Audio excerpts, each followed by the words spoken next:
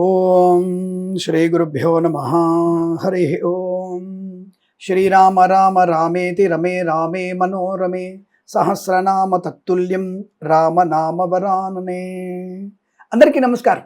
మనకి ఏప్రిల్ 27వ తేదీ మహాపుణ్యకర్మలు ఆచరించగలిగేటువంటి అదృష్టవంతమైన రోజు. మన ఛానల్ని అందరూ చూస్తూ ఉంటారు. బట్ నేను చెప్పే విషయాల్ని అవగతం చేసుకుంటున్నారా, పాటిస్తున్నారా?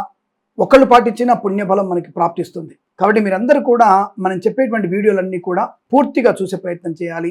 అలాగే మనతో పాటుగా మరొక 10 మంది చేత సబ్స్క్రైబ్ చేయించే ప్రయత్నం చేయాలి. ఈ రోజున మనము 27వ తేదీ సోమవారం రోజున, ఏప్రిల్ 27వ తేదీ సోమవారం రోజున మనకి ఏకాదశి పర్వదినం, పుణ్యదినం. అయితే ఇక్కడ ఈ విశిష్టత ఏంటంటే ఒక్కొక్క ఏకాదశికి ఒక్కొక్క విశిష్టత ఉంటుంది.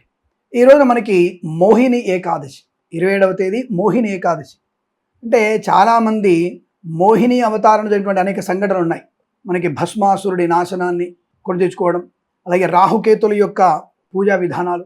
అందుకే రాహుకేతులు నవగ్రహాల్లో కలిసిపోవడానికి కూడా కారణం ఇదే, మోహిని అవతారంలో స్వామివారే. అంటే రాక్షసులు దేవత రూపంలో వచ్చి అమృతాన్ని తాగుతున్న సమయంలో వాడి రాహుకి గొంతులోకి వెళ్ళగానే ఖండించగా అప్పటికి అమృతతుల్యమైనటువంటి రాక్షసుడు రాహుకేతులుగా మారిపోయి జీవించే ఉంటాడు. కాబట్టి వారికి నవగ్రహాల్లో ఒక స్థానం కల్పించబడింది. అందుకే కాలసర్ప దోషం ఉన్న వాళ్ళు కూడా ఈరోజు ఈ మోహిని ఏకాదశి రోజున ఎవరైతే ఈ కాలసర్ప దోష నివారణ పూజ చేస్తున్నారో వారికి మీ జాతకంలో కాలసర్ప దోషం ఉంటే పూర్తిగా నివారణ అవుతుంది. ఇది తథ్యము, ఇది నిజం. అలాగే మనకి ఈ మోహిని ఏకాదశి వైశాఖ శుద్ధ ఏకాదశి, మోహిని ఏకాదశి. దీని యొక్క కథ ఏమిటి తెలుసుకోవాలి కదా మనం. సరస్వతి నదీ తీరంలో భద్రావతి నగరాన్ని దుతిమంతుడు అనేటువంటి రాజు పరిపాలిస్తున్నప్పుడు అతనికి 5గురు కుమారులు.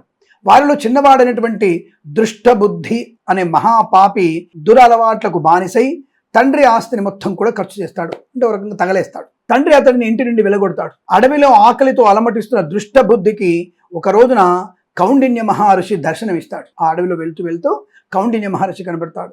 తన పాపాలకు ప్రాయశ్చిత్తంగా ఏదైనా ఉపాయం చెప్పని అడిగితే ఆ మహర్షి వైశాఖ శుద్ధ ఏకాదశి నాడు మోహిని ఏకాదశి వ్రతాన్ని ఆచరించమని చెప్తాడు. ఆ దుష్టబుద్ధి ఆ వ్రతాన్ని భక్తితో ఆచరించడం వల్ల అతని పాపాలన్నీ కూడా తొలగిపోయి చివరకు విష్ణు సాయుధ్యాన్ని పొందుతాడు. అంటే ఇక్కడ సముద్ర మథనం తర్వాత అమృతం వచ్చినప్పుడు రాక్షసుల నుండి దేవతలను రక్షించడానికి విష్ణుమూర్తి మోహిని అవతారం ఎత్తి ఈ రోజునే అని కూడా మనం తెలుసుకున్నాం.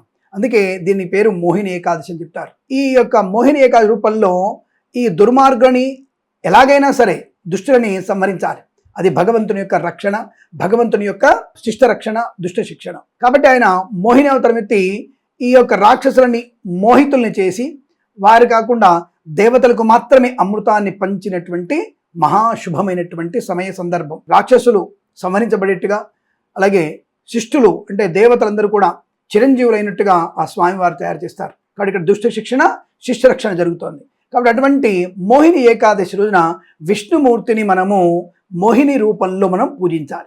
అలాగే ఈ రోజున ఎవరికైతే వివాహం ఆలస్యం అవుతుందో వారు, సంతానం లేక ఇబ్బంది పడుతున్నారో వారు, ఈ కోర్టు విషయాల్లో గొడవలు అవుతున్నాయి కదా, భూ సంబంధ విషయాల్లో కానీ భార్యాభర్తల మధ్య కానీ జరుగుతున్నటువంటి అనేక గొడవలు ధర్మన్యాయంగా, న్యాయధర్మంగా కాదు, న్యాయధర్మం వేరు, ధర్మన్యాయం వేరు.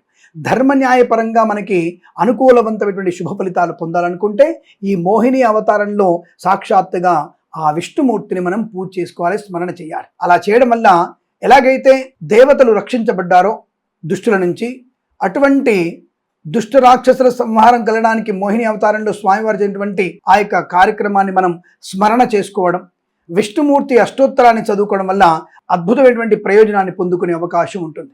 కాబట్టి మీరందరూ కూడా ఈ రోజున విష్ణునామ స్మరణ ఎంత నిష్ఠగా చేయగలిగితే అంత విశేషం. ఈ రోజున స్వామివారిని కలశ నీళ్లతో అభిషేకము చేసి, పంచామృతములతో అభిషేకము చేసి, స్వామివారికి పట్టు వస్త్రములు సమర్పణ చేసి, అష్టోత్తరనామాలు చదివి, ధూప దీప నైవేద్యములు సమర్పణ చేసి, ఎవరికైనా దప్పికతో ఉన్న వారికి నీళ్ల దానం చేయడం వల్ల, చెప్పులు అంటే కాళ్ళకి చెప్పులు దానం ఇవ్వడం వల్ల, ఛత్రము గొడుగు దానం ఇవ్వడం వల్ల కూడా విశేషమైనటువంటి యోగాన్ని పొందుకుంటాం. సంతానం లేని వారికి కూడా సంతాన యోగం ఉంటుంది. భార్యాభర్తల మధ్య ఈ శారీరకమైనటువంటి సమస్యలు ఉన్నవారు, బాగా గుర్తుపెట్టుకోండి, శారీరక సమస్యలు ఉన్నవారు, భర్త యందు అభిమానము అలాగే అనుకూలత లేని వాళ్ళు, భార్య యందు అనుకూలత లేని వాళ్ళు, ఇష్టాయిష్టులు లేనటువంటి విషయాల్లో ఇద్దరి మధ్యలో సాన్నిహిత్యాన్ని పెంచడానికి కూడా ఇటువంటి వ్రతం మనకి బాగా అనుకూలతని కలిగిస్తుంది. ఈ వ్రతాన్ని విష్ణుమూర్తిని కలశంలో ఆవాహన చేసి పూజ చేసుకోవాలి. సాయంత్ర సమయంలో ఆవు నెయ్యితో ఒక దీపాన్ని విష్ణుమూర్తి ప్రీతి కొరకు వెలిగించి సాయంకాలం పూట విష్ణు సహస్రనామ పారాయణ చేసి జాగరణ చేసిన వారికి, ఏదో ఒక సంవత్సరంలో 10 రోజులు 20 రోజులు కాదండి, ప్రతి ఏకాదశి మనం జాగరణ చేసిన వారికి అద్భుతమైనటువంటి ఆనంద యోగాలు ఉంటాయి. కాబట్టి ఈ రోజున మీరు ఎవరెవరైతే ఈ సోమవారం రోజున శివప్రీతి కొరకు విష్ణు ప్రీతి కొరకు ఈ ఆవు నెయ్యితో దీపం వెలిగించి రాత్రిపూట జాగరణ చేసి భాగవత పారాయణం విన్న వారికి, భాగవతను స్మరణ చేసిన వారికి తప్పకుండా మీకు అనుకూలవంతమైన సమస్త పాపం నుండి విముక్తి కలుగుతుంది. తద్వారా మనకి పుణ్యప్రాప్తి కలుగుతుంది. దానం వల్ల పుణ్యప్రాప్తి అధికమై వెంటనే మనము ఆ పుణ్యప్రాప్తి వల్ల మనకి అదృష్ట యోగము, ఆనంద యోగము, సంతాన యోగము, వివాహ యోగము కలగడానికి అవకాశాలు ఉంటాయి. కాబట్టి వెంటనే మీరందరూ ఈ విశేషమైనటువంటి మోహిని ఏకాదశి రోజున స్వామివారిని ఆరాధించి అష్టైశ్వర్య ప్రాప్తి పొందాలని మనస్ఫూర్తిగా కోరుకుంటూ, మర్నాడు ద్వాదశి పారణ అంటారు. అంటే 28వ తేదీన మంగళవారం రోజున ద్వాదశి పారణ విధి. ఎవరికైనా బీదవారికి కాస్త అన్నం పెట్టి ఆ తరువాత మీరు భోజనం చేసే ప్రయత్నం చేస్తే సంపూర్ణ ఏకాదశి పుణ్యఫల ప్రాప్తి మీరు పొందుకుంటారు. ఈ విషయాన్ని గమనించి మీరందరూ కూడా అద్భుతమైనటువంటి ఈ యొక్క ఏకాదశిని సద్వినియోగం చేసుకొని సమస్త పాపం నుండి విముక్తి పొందాలని కోరుకుంటూ సర్వేజన సుఖినో భవంతు. ప్రేమతో మీ కిరణ్ శర్మ.